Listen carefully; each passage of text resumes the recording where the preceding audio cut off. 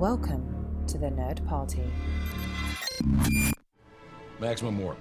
Punch it. Punch it. Punch it, Bishop! Punch it. Punch that shit! Let's punch it.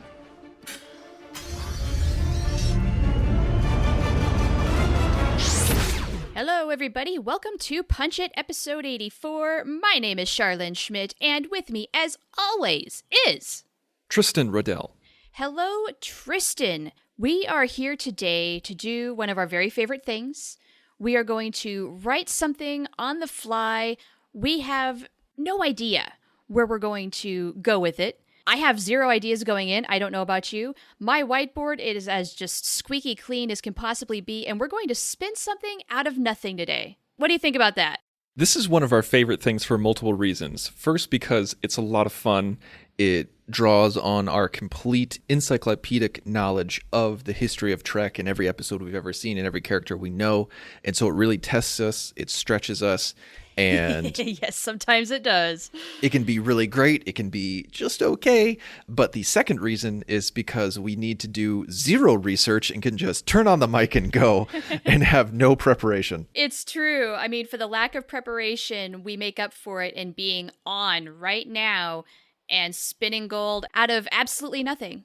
Yeah, that's right. It's creating something out of nothing except just a knowledge of Trek. We all do it, whether you know it or not, whether you're a writer or not, or a researcher or not, no matter what your profession is. If you are a Star Trek fan, we have all done this, whether it's out loud or inside our own heads. We have thought about what it would be like, and we ask ourselves, what if? And we see a bad to mediocre episode, and we're just kind of like, wouldn't it be better if they did this or if they did that? It'd be interesting if this character did this or did that or hooked up with that person. It's all in our heads, and it's all just our own fiction, and we're just having to record it for you guys. That's right. And you know what? Imagination is good.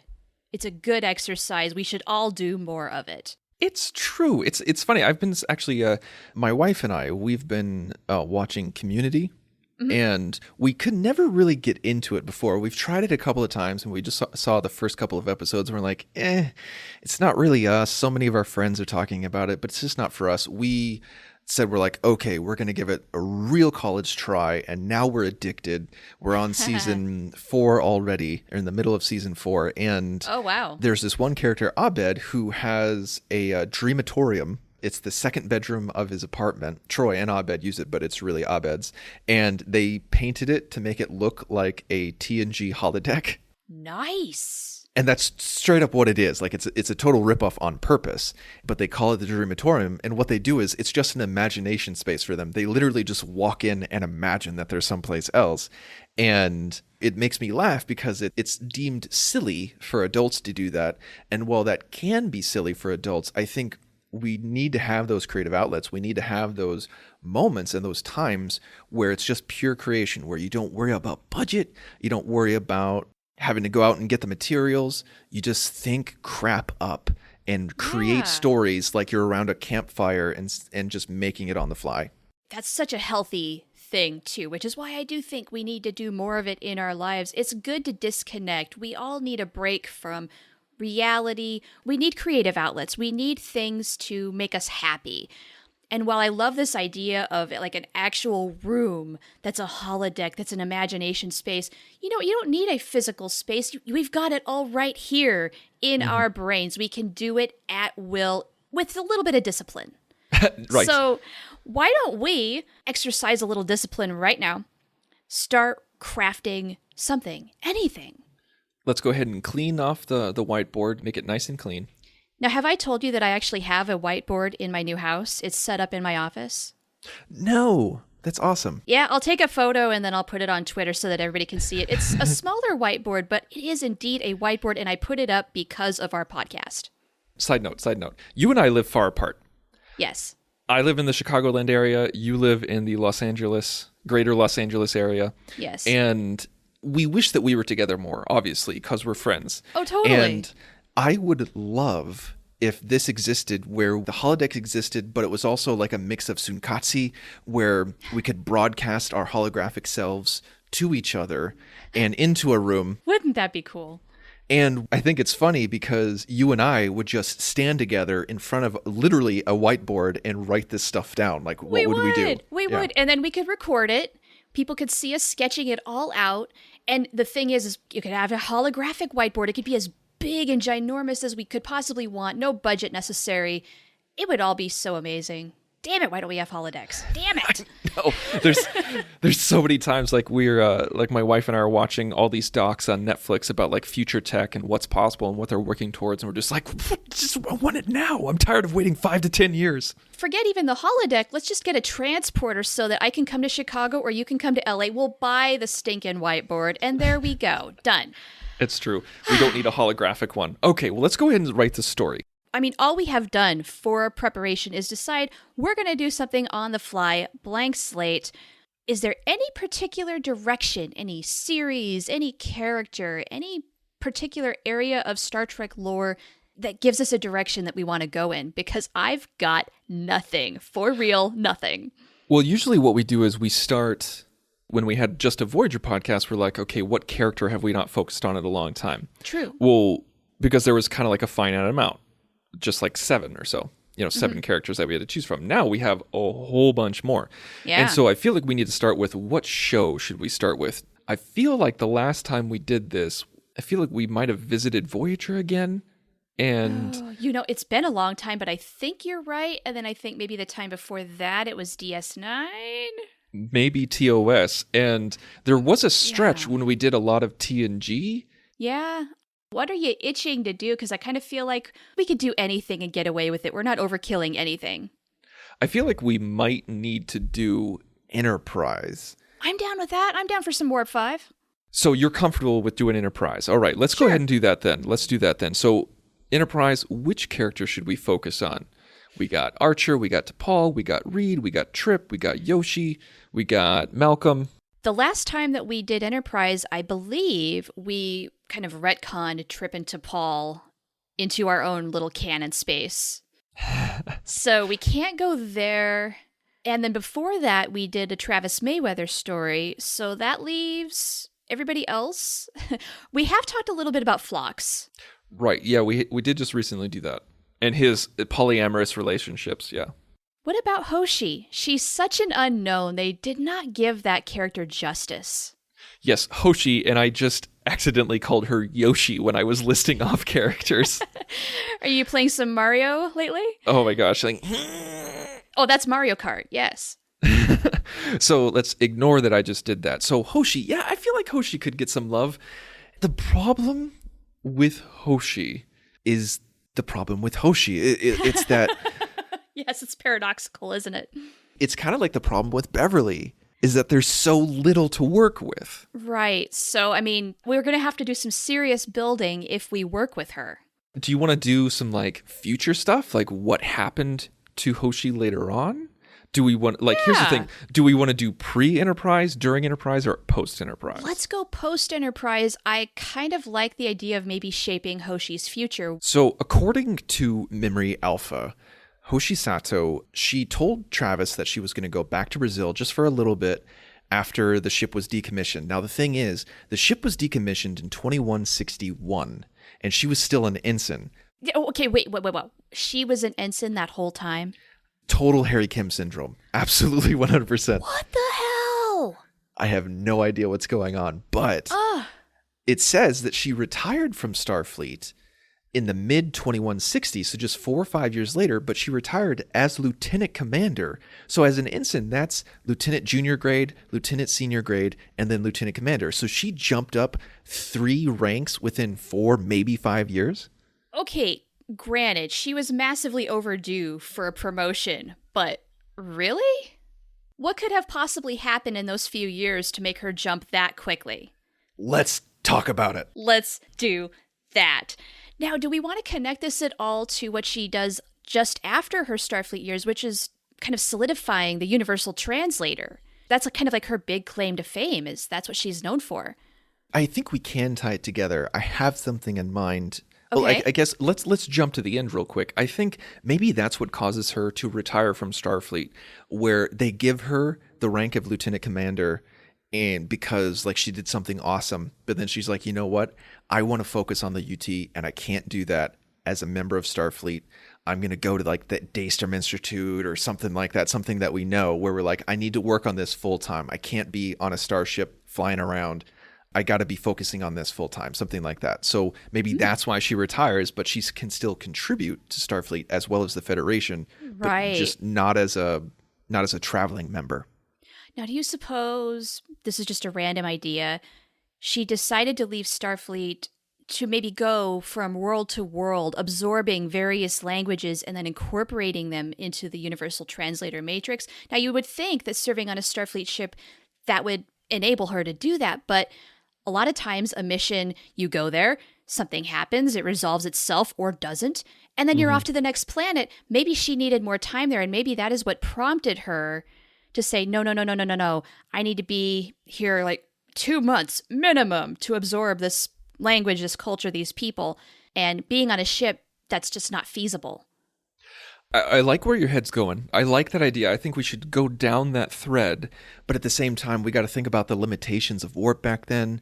And also, would that really be the best use of her time? Because think about how many different languages are out there, even on one planet. And if she spent like 2 months or more on each planet, that's still a huge chunk of her life and not even 0.0001% of what's out there. And so I feel like we might need a clincher, something a little bit more, but I like your reasoning as to why she can't be on a starship, but I think it needs to be a little bit more involved.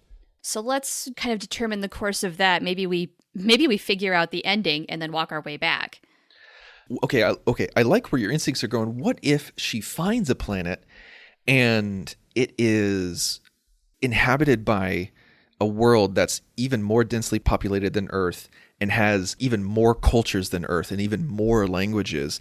And she's like, I have never seen a world that is so diverse and multicultural, including Earth, than this planet. And also they can all understand each other. Ooh, that's a nice little twist.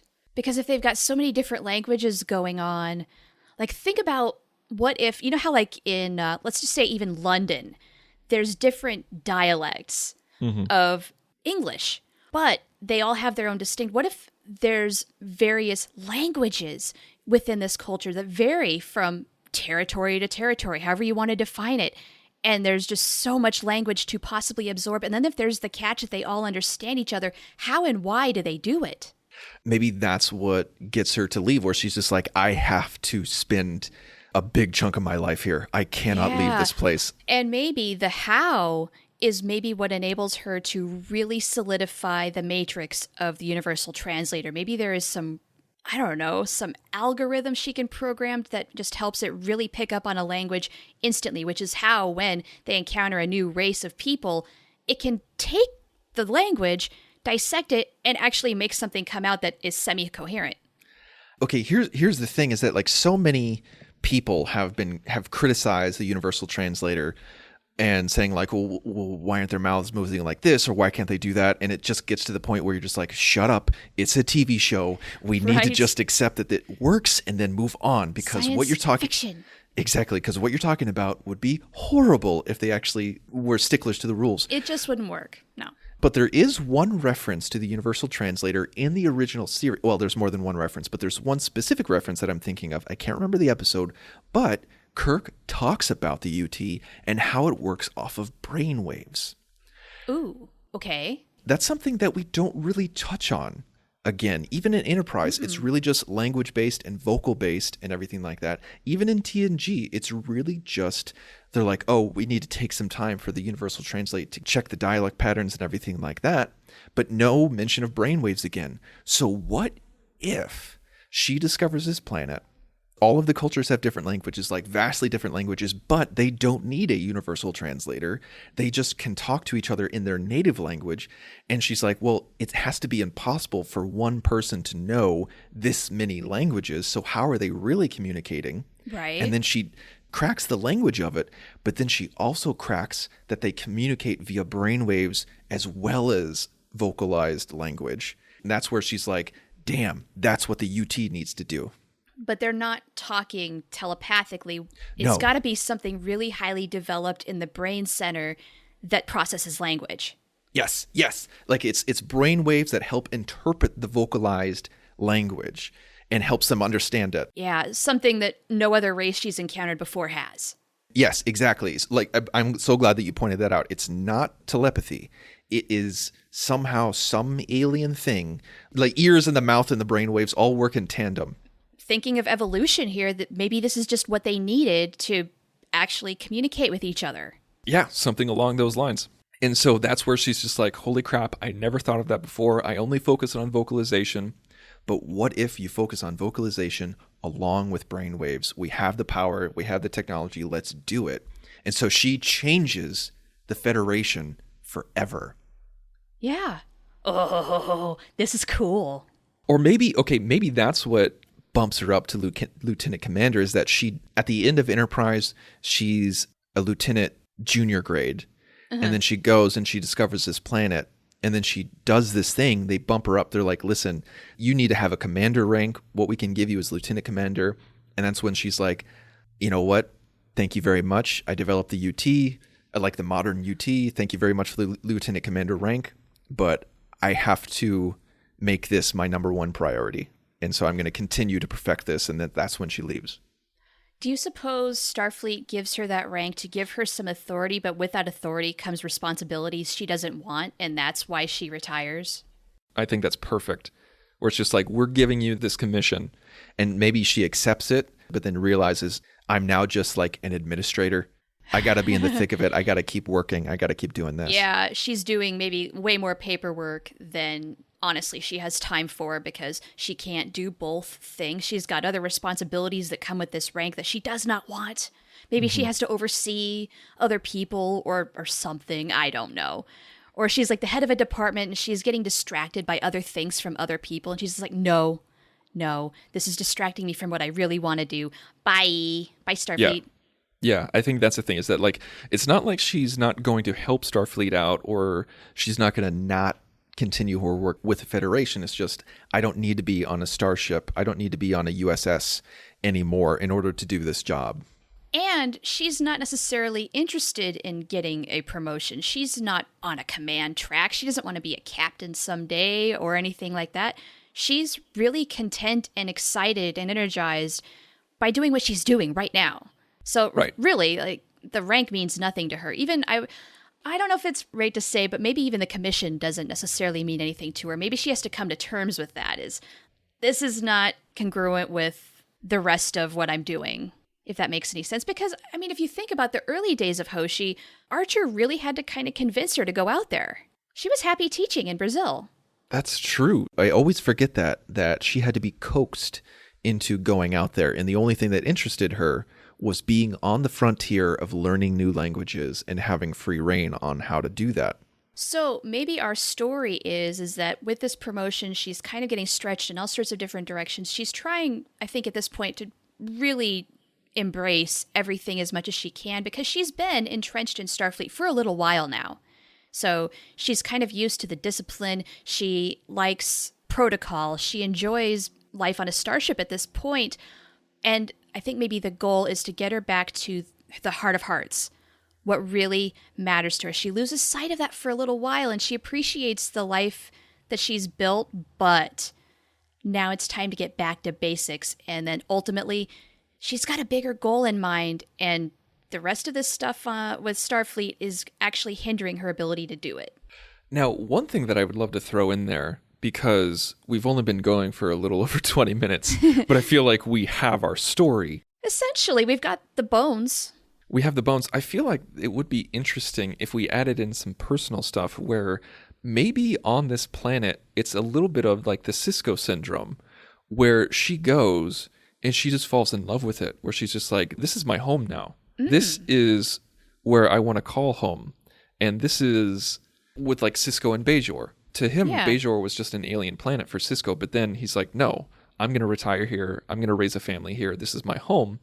I'll go wherever Starfleet wants me to go, but when I come home, this is home. What if Hoshi becoming a lieutenant commander, it wasn't so much administration work or something as boring as that. where maybe Starfleet was just like, okay, now that you've accepted Lieutenant Commander, you did your work here, and now we need you to move on. We need you to go someplace else. And she's like, oh, no, I need to stay here. I'm not done here.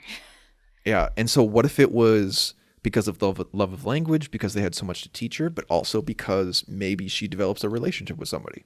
Okay, could totally see that happening. That's pretty typical kind of a situation. I would think that would be a very good reason to stay. I think the main reason is the work. I think definitely the work and the experience and the culture. Maybe it's not even falling in love. Maybe it's developing kinship. Like maybe she finds a group of people who are just as fascinated as she is, where they're like, maybe that group. What if this culture is just as fascinated and entrenched in language as she is, and like she's found her people? I mean, she's got a complete wealth of knowledge that maybe these people don't know anything about. I mean, she can teach them human languages, Vulcan, Romulan, or whatever. And this is maybe something that they're semi-oblivious to. Maybe this is just a barely warp-capable society. They haven't gone out very far. They don't know all of these people that are out there, so they're mutually fascinated with one another, and there's a massive exchange going on here. What if, like, Hoshi, in a way, becomes like an ambassador of sorts to these people? You know, it's more than just the job. It's more than just her personal life, but it's just like Mecca. Yeah, maybe she falls in love with the people and she respects the culture. And I like that idea where it's not in Memory Alpha where, you know, she becomes an ambassador, but maybe that's how she leaves Starfleet, is to become the first ambassador to this world. So she's still in Federation, but she accepts to become an ambassador with the exception that she will continue to do the work that she's doing. Sure. And her ambassador duties will only be part-time or I don't know, something like, I don't know. She has to report to a Badmiral once a month or something. I don't know. Something like that. Yeah. Yeah. That would be pretty cool. Yeah. And then, I mean, along the way, sure, Hoshi's going to fall in love. She'll meet somebody, but I think it just deep down in her heart, she feels really comfortable, really happy in this place and just flat out doesn't want to leave. And think about when she was on shore leave, the person that she really felt attracted to and actually hooked up with was a person who was just in as much in love with languages as she was. And that's how they connected. They were teaching each other new languages, and he was picking it up just as fast as she was, if not faster. That's right. And this shows more of her personality. Yeah, is it kind of a, I don't want to say one-trick pony, but it's very much the cornerstone of who she is, and the writers definitely explored that and didn't really go outside of that too often, but we're working with what we got. And I think that goes to show how much she's in love with language, as well as people who are in love with language. It's just her type. It's who she is. It's what she truly loves. And some people really just are that focused. You know, they find that one thing they gravitate toward in life, and then that's it. They own it. They just absorb as much as they possibly can, and everything else only matters so much. This is number one. And for her, it's language. I don't think that's a problem. I don't feel like that's too narrow band for her.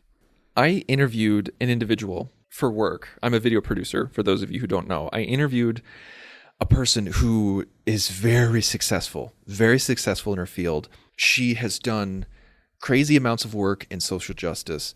She has been the president of a university.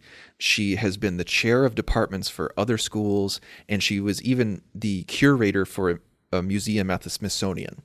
Ooh, and she did grad work overseas. I could go on and on about her accomplishments, and she's just an amazing person. But when I asked her, I said, I was like, you know, like, how would you define yourself? Would you define yourself by your museum time, your time as a president, your time in your studies? And she's like, I am an anthropologist. That is what I am. That is what I do. That has shaped everything that I've connected with in my life. This woman has done so many different things and accomplished so much, but she roots it all the way back to one thing, and that's being an anthropologist and studying anthropology. And that makes me think of Hoshi. She's a linguist, that's who she is, but she can accomplish so many different wild things with just having one profession. Yeah, that makes perfect sense to me. Well, there we go, folks. This is a little bit shorter episode for Punch It, but hopefully it was a good one. I mean, we didn't really have a beginning, middle, and end. We just kind of had an end and worked our way backwards and kind of gave you the bones of it, but hopefully you liked it. Let us know what you thought of it. Did we do Hoshi justice? Did we not do her enough justice? Let us know. Go to thenerdparty.com/contact, select Punch It from the drop-down menu, fill out the form. It'll send us an email. You can also find us on social media all over the place. Facebook, Twitter, Instagram. All you got to do is search The Nerd Party or go to thenerdparty.com. You can find me personally on Twitter at The Insane Robin. And you can find me at Oh the Profanity. And I would love it if our listeners, if this sparked their imaginations and they want to fill in even more little details to this story, hey, let us know. Exercise your creativity, guys. Absolutely. And some people have actually written it out and written a script or written a short story off of our ideas. Yes, they have. Amazingly enough. And we are incredibly flattered when that happens. So if you want to do that, please do it. And next week, don't know what we're going to do, but we do know we're going to punch it. Ready for warp, sir. Let's punch it.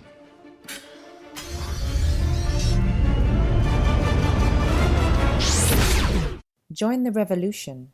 Join the Nerd Party.